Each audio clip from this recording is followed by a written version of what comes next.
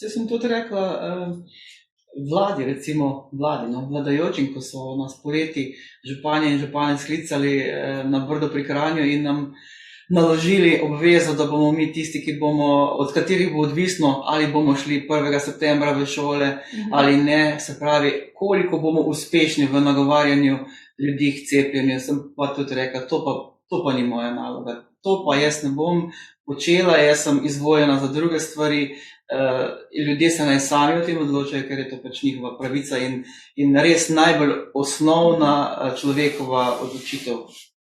In tukaj sem rekla ne. In to je bil tista prvi ne, mogoče je bil to tista moj odskok, ki ga je tudi Mojca omenila v moji astrološki analizi, ko sem se mogla odločiti za nekaj, ali bom lepo tiho, ali bom pa se oglasila in povedala tisto, za čimer stojim in sprejemam vso odgovornost.